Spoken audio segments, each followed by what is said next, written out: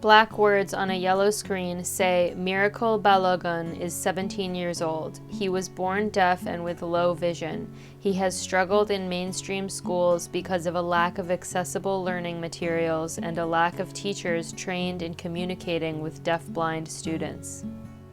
Words on the screen say, his mother did not wish to appear on camera. His education has been epileptic. Miracle stands outside his school. Most schools, they don't understand him. I'll put it that way. Miracle interacts with a teacher.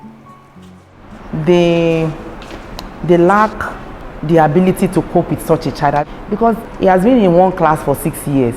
Ever since we put him in the school, they refused to promote him. And I took it upon myself to start teaching him on my own. Black words on a yellow screen say, Article 24 of the Convention on the Rights of Persons with Disabilities, which Nigeria ratified in 2010, and UN Sustainable Development Goals 4 and 10 guarantee equal opportunities for all learners, including those with disabilities. However, students with deaf-blindness in Nigeria are deprived of these fundamental rights, forcing many to drop out of school or to enroll in residential programs. Solomon Olakunle Okelola, a deaf-blind man, tactile signs with a woman. The major challenge which individuals with deaf-blindness face in Nigeria arise as a result of their inability to communicate and socialize with people. Solomon converses with a woman using sign language. Teachers in most schools do not know there are ways they can teach and they can communicate with people with deaf-blindness. Solomon signs to a woman. In the recent survey we just concluded here in Lagos State, most individuals with deaf-blindness are out of school and unable to access education. Miracle stands in front of a classroom. The few of them who manage to attend school cannot easily access learning like their counterparts. Close-up of a woman's hands reading Braille. The educational needs of individuals with deaf-blindness are not being provided for. Miracle uses sign language outside his school. By the government in terms of policy making and by the teachers in terms of implementation of teaching and learning activities that can meet the unique needs of this individual. Balogun and Lawal and her son Ayodeji Lawal sit together while Balogun speaks to people off-screen. Black words on a yellow screen say, Ayodeji Lawal is also deaf-blind. He is out of school after his mother discovered problems with his residential placement. He couldn't walk, he couldn't talk until he was 3 years. He started crawling with his chest. He couldn't sit on his own. We support him with pillow, this, that, to make him sit up. Problem started at the early stage of his life because we didn't notice it on time. Discovered that he's highly interested in education. So I enrolled him in a normal school, not knowing that he's supposed to go to special school. I met a schoolmate, Michael. That one read special education in Oyo. So he was teaching in one of the special schools. It's gotten to a stage, the owner of the school, the mama that owns the school, doesn't have much time.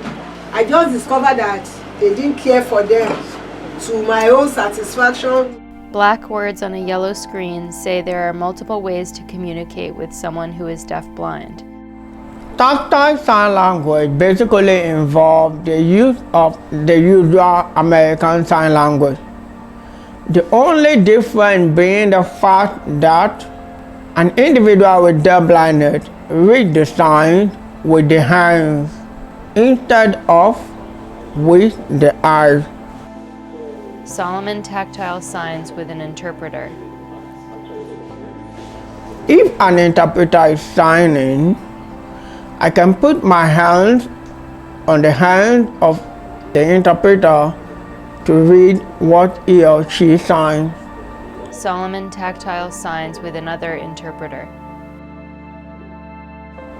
Meaning that the hands are used to read the signs. That is one way of communication with individuals with deafblindness. Another way of communication involves the use of big, bold letterings. A picture in a classroom of the English alphabet and words in big, bold letters. Individuals with deafblindness can also be able to learn Braille. A student reads Braille. There is an application that can convert speech to Braille so that a deafblind can make use of it the same way as a person who is visually impaired. Close-up of a finger reading Braille. Black words on a yellow screen say, individuals with deafblindness. May be completely deaf but with residual vision. Completely blind but with residual hearing. Have low vision and residual hearing. Or completely deaf and completely blind. To ensure an inclusive education for students who are deaf-blind, the following steps must be taken. Government officials, policymakers, and the disability community must recognize that people who are deaf-blind have distinct needs that are different from those who are blind or deaf. Laws need to be passed to protect individuals with deaf-blindness and ensure equal access to education, employment, medical care, and more. More data needs to be collected on the number of people living with deaf-blindness in Nigeria. Teachers need to learn how to communicate with students who are deaf-blind. Otherwise, these students could be cut off from one of the key pathways to fully participating in society throughout their lives.